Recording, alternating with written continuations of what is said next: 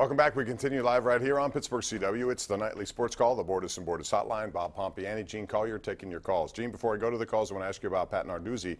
A little defensive today about his quarterback situation. Too bad the team isn't, Bob. No, not defensive, no.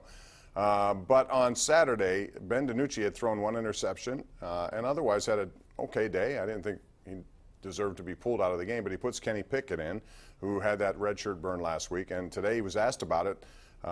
And he was really, really defensive about it. I'm not sure. And Ben DiNucci, by the way, after the game when we asked him, he said, I had no idea there was a plan to put Ken Pickett in. Do you think they normally have controversies? Is this a normal controversy or what? I don't know. I happened to be in the car during that sequence listening to Billy Osborne, Pitt's analyst, and he really lost it over this decision.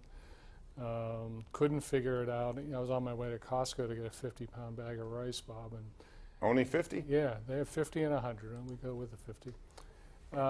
No, I didn't understand it at all. I can understand why coach is defensive. Pitt stinks, so there's that. All right, let's go to the lines. Brad in Duncansville is first. Hey, Brad. Hi, Bob. How are you, buddy? What's up, Brad? I just want to give you my comment for the Steeler game and my prior question for you. Take all the time you need. No, we have other callers, but go ahead. My Steeler comment is I think the Steelers did a great job shutting down the run. Yeah, they did. And my prior question is for Gene.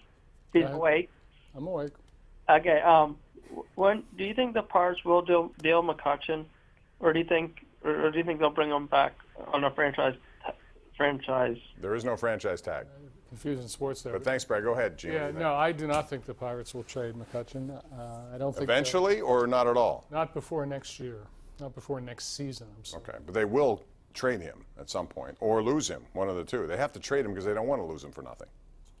Right? At some point, you would think. But are the Pirates capable of losing him for nothing? Oh yeah. As far as the Steelers in their run defense, it's, I'm really sold on their defense. I have been all year. I realized in Chicago got torn up, but the same Chicago team went into Baltimore and rushed for 235 yards against the Ravens, so they're pretty good at what they do. But I think with that, as long as they stay healthy, they're going to be. And one guy we haven't mentioned a lot of, and there's a reason why, Joe Hayden. He's been really good, and nobody's even thrown in his direction, Gene, and I think that's been lost. Yeah, I think the other thing that they've played, as you mentioned, better against the run this week, but their upfront people have done a good job, and that's gone hand in hand with an improving secondary. Absolutely. All right, out to line 2, we got Paul on the north side. Hey, Paul, how you doing? Good, Bob. Hey, when Narduzzi's 2-9, okay, going into the Miami game, how many quarterbacks do you think he'll use that game? Like 3 or 4? He might even put in the mascot maybe to throw a couple passes. I mean, he's making too many bad decisions with these quarterbacks. You got to stick with one guy. And I thought that was even the case with Max Brown when he went to DiNucci at times. Max Brown, he was brought here for a reason. Back and forth, Yeah. It's not going to be a winning season. You're not going to have anything going into next year either.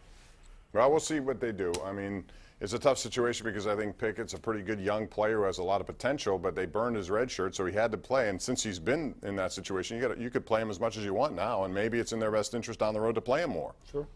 We don't know. We'll see. Lou in Fox Chapel joins us right now on the Sports Call. Hey, Lou. Hi, guys. It seems to me that James Harrison's still their best outside linebacker. I can't imagine why the coaches haven't used him more. Do they have some kind of a problem with him? What do you think? No. I think the plan all along, as it's been for the last several years, thanks, Lou, is that they just want to make sure he's ready down the stretch, and they haven't played him by design. I also believe they want young guys to grow, and I think Bud Dupree's better than him because he's younger and he's more active, and I think T.J. Watt is the same way, Gene. That's no disrespect to James Harrison. It's just the way it should move forward. It has to move that way, or else he's going to be around playing linebacker until he's 59 with still Instagram photos. James Harrison is a retired person. He made a big impact yesterday, but is he as good as the starters? No. If he was, he'd be starting. Don't kid yourself. I mean, the coaches aren't going to, not start someone who's better than their starters. I want to get your take on Mike Mitchell's 2 plays. Number 1, there was a helmet-to-helmet on Sharkandrick West, which I think he's going to get fined for because it was just they missed a call on the field. I mean, he's a hard player, and I like Mike Mitchell. I do. I know a lot of people out there think he's dirty. He plays right on the edge. Sometimes he does cross that line, but I always have respected what he does in that safety position. That will be fined. But then there was a lot of controversy about his hit on Alex Smith. What did you see? I didn't like it. I know he said that he was pushed into Alex Smith, and if you look at the tape, you'll see that Anthony Chickillo does have a hand on Mike Mitchell on his back, but I don't think it altered his course or what he ultimately did there in any way. And, you know, sometimes Mike is a guy who, it looks to me like he likes to hurt people. You know, that play last week against the Jaguars where he celebrated hitting Fournette after a 12-yard game. Yeah, that was too much. That was after a 12-yard game. And they're down big in the game. I know. He was happier about hurting him, or seeming to hurt him, than he was about the result of the play. All right, let's go. One more before we go to break, and that's Joe in Pittsburgh. Joe, how are you? Good. How you guys doing tonight? All right, Joe. My question is I was listening to the radio broadcast, and I heard about the 15-yard penalty when Steelers scored that one touchdown. What was that all about? I didn't really see that. Can you explain like what happened? Do you think it was like over celebration there? You're talking about the Le'Veon Bell penalty after the. Yeah, I mean, it's very clearly stated in the NFL made a point to allow players this year to have more fun in end zone celebrations. They allow group celebrations. They allowed you to use the ball as a prop. But Gene, it was pretty well stated in training camp that you're not allowed to use goalposts. And I think a lot of that had to do with Antonio Brown. Remember when he jumped into the air? What game was that? There's no humping the goalpost. You can't hump the goalpost. And if you do. But as you said, you know, the officials come to training camp every year, unlike Le'Veon Bell. Right, so he missed that memo, didn't he? Day. Right, he was absent that day. Well, see, he missed a big lesson. It cost him.